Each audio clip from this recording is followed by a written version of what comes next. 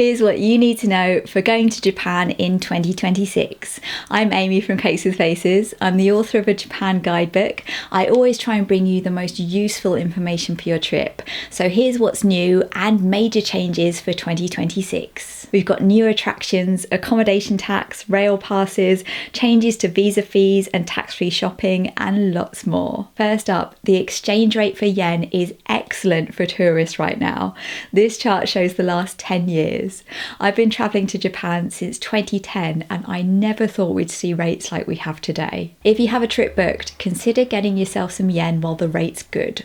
I already have a stash of yen and I just got some more. I knew I'd regret it if the rate goes down. Of course, travel money companies always charge a fee. You only get the actual exchange rate by using your card when you're in Japan or by withdrawing cash when you're there. Make sure your cards are commission free for foreign currencies. But if you exchange your money when the rate's good and then the rate goes down before your trip, you've locked in that excellent rate. I don't know if the rate's going to go up or down from here. I don't think anyone knows for sure what's going to happen. All I can say is this is the best rate I've ever seen. Most places in Japan do take cards now, especially in the city, but you do still need cash for some things. For example, vending machines, train ticket machines, especially for topping up a physical Suica card if you're not using mobile Suica. More on that later. Smaller restaurants and street food kiosks, especially ones where you order on a vending machine, and some smaller attractions. You're more likely to need cash if you're going somewhere outside the city.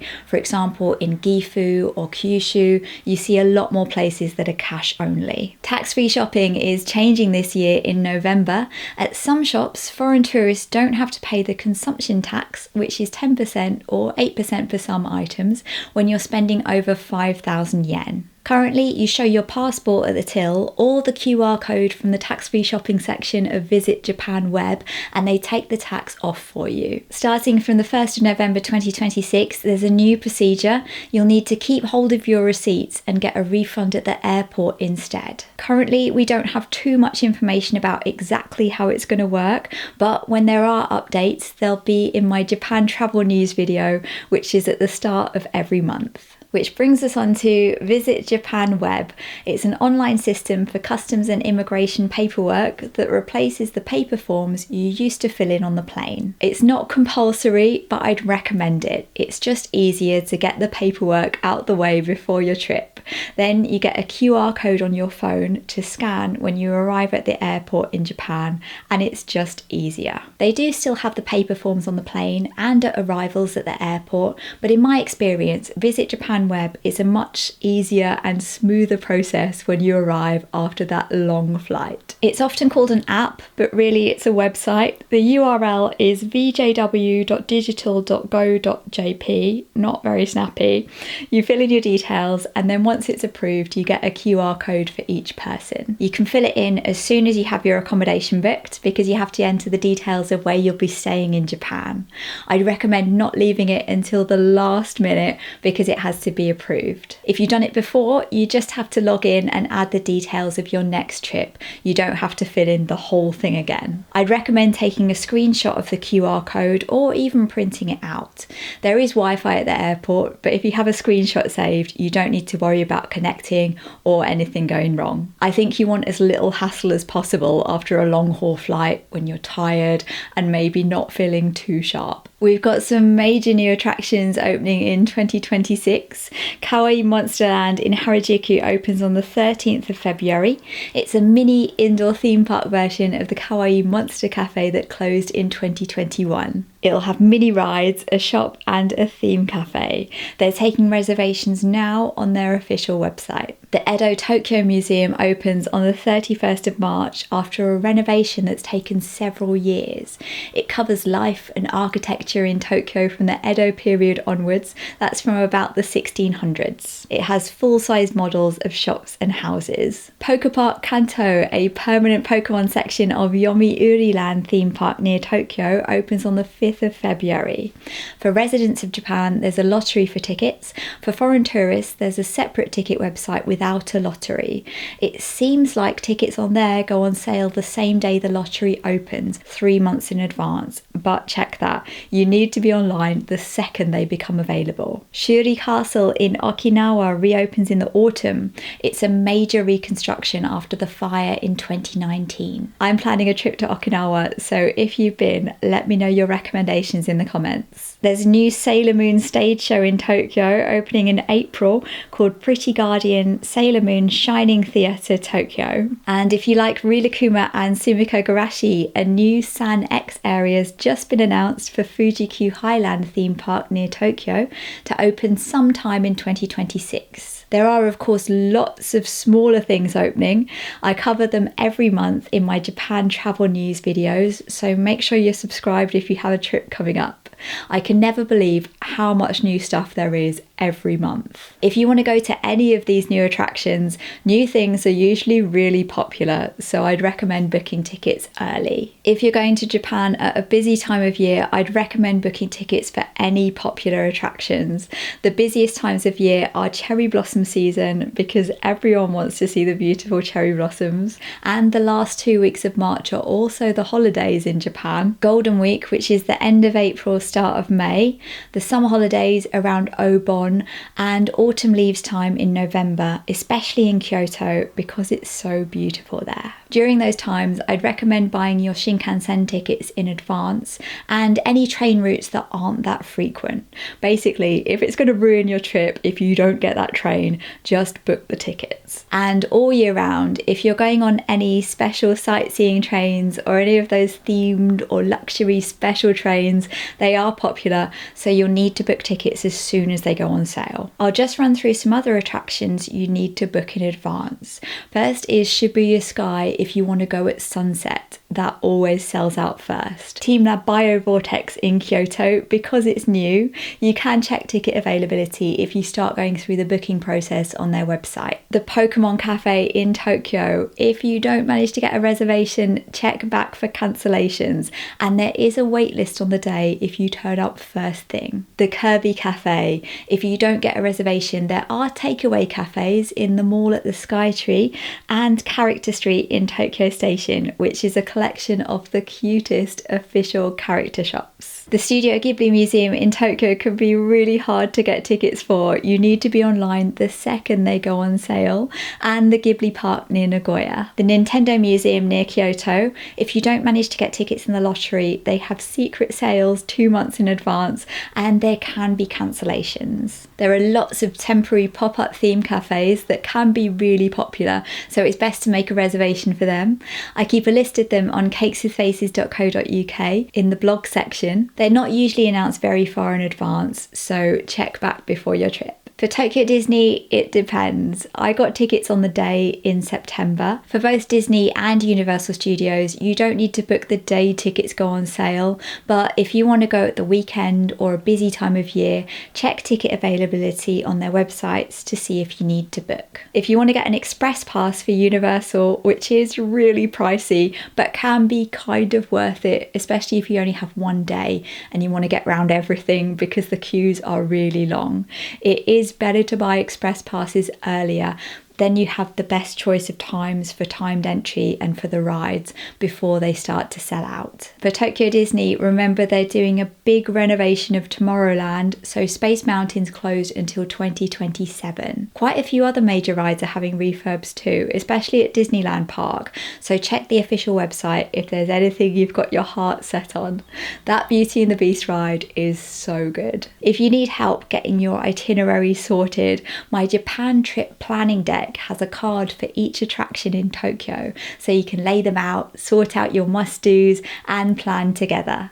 You can get it from cakeswithfaces.co.uk along with my Japan guidebook, and I ship to all countries worldwide. Now, something I know lots of people going to Japan worry about is overcrowding. There are so many stories about over-tourism, and the numbers of people visiting Japan have been increasing every year. Most people visiting Japan do the Golden Route, which is Tokyo, Kyoto and Osaka, sometimes with Hakone for Mount Fuji, which is like the highlights of Japan. So they're going to be the most crowded places. Tokyo and Osaka are both huge cities which have always been crowded. They're built to handle lots of people, and it's part of what they are. Kyoto, however, doesn't handle it so well. The historic streets, which are the places everyone wants to see, aren't made for thousands of people, so they get crowded, especially at busier times of year. Some places in Kyoto are always crowded. For example, the area around Kiyomizudera, Fushimi Inari Shrine, those beautiful streets like Sannenzaka and Ninnenzaka. Most people go to the top 5 popular spots, so those places are always busy. But the whole of Kyoto isn't like that, and it's the same for Tokyo. There are so many lovely streets that aren't in the top 5 most popular places to go. There are hundreds of temples and shrines where you can have a much calmer time. If you're dreaming of tranquil temples and that historic Kyoto experience, you might not find it at the most popular places. You do just need to be prepared, they will be full of people. But most people don't go very far. Sometimes you only need to go a street away and it's much less crowded. Or, for example, in the bamboo forest in Arashiyama, if you keep wandering beyond the main section, there aren't as many people there. There are also so many amazing places around Japan where foreign tourists don't tend to go outside the Golden Route.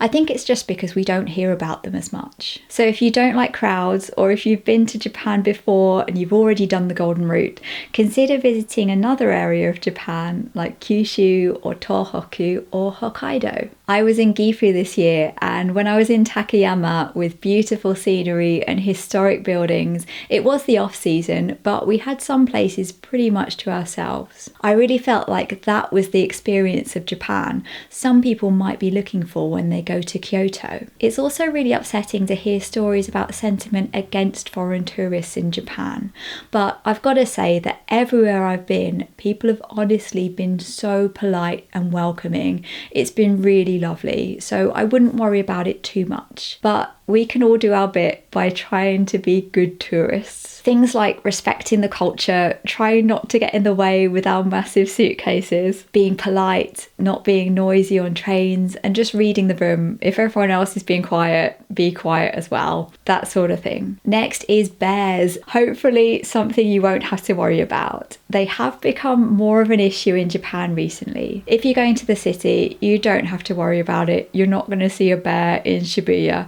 But if you're going to the countryside on a day trip or going hiking, or especially if you're going north, it's something to be aware of. I've even seen one prefecture, Chiba, advertising itself with a no bears guarantee to encourage tourists to visit. When I was doing the Nakasendo Trail this year, there were bear bells along the way, which was a little disconcerting, but thankfully I've never seen a bear in Japan. Bear attacks have become more common and they've been venturing into more urban areas, I think because they're trying to find food. They say that if you encounter a bear, you should avoid eye contact and sudden movements. Just back away slowly, but don't turn your back on them, and don't try to run or climb a tree because they're better at that than you are. They say that if you're out hiking, you should just make a bit of noise, just conversation, or have little bear bells on your bag, just so the bears know that humans are around, so you don't take them by surprise. Although I do always feel like when I'm ringing the bear bells, I'm telling the bears it's lunchtime. Another thing is earthquakes. Every so often there are stories about them, and it can be pretty worrying if you've got a trip booked. Every year, Japan has over 1,000 earthquakes. Most of them are minor, but some of them can be stronger. People who live in Japan live with that every day. It must really change your perspective. Seismologists say you can't necessarily predict when earthquakes are going to happen. It is something that crosses my mind when I wake up in the middle of the night in my hotel room on the 14th floor, but buildings in Japan are built with earthquakes in mind, so Japan is more prepared for it than some countries are. If there's an earthquake, people around you will know what to do. I've been on the subway in Tokyo when there was an earthquake. There wasn't any damage, but the train was shaking and no one around me even reacted. On the surface, it was really calm. So I don't really have a good answer. If you want to go to Japan, that's the situation. Next, visa fees and departure tax will be increasing visiting in 2026, but they haven't yet announced how much. Japan has a visa waiver scheme with over 70 countries, including the UK and the USA, so if you're from one of those countries, you don't have to pay visa fees anyway. If you do have to pay, currently a single entry visa is about 3,000 yen. They're considering raising it in line with what other countries charge, which is between 11,000 and 28,000 yen, but they haven't yet announced how much it's going to be. Departure tax is paid when you leave Japan. At the moment, it's bundled together with all the taxes you pay when you book your flights, and at the moment, it's only 1,000 yen. They're considering increasing it to 3,300 yen, so it's not going to be that much, especially compared to the cost of your flights. So please ignore all these stories about how visiting Japan is going to be so much more expensive in 2026. It's the same with accommodation tax. Recently, Kyoto raised the price of their accommodation tax, but the cost depends on the cost of your hotel.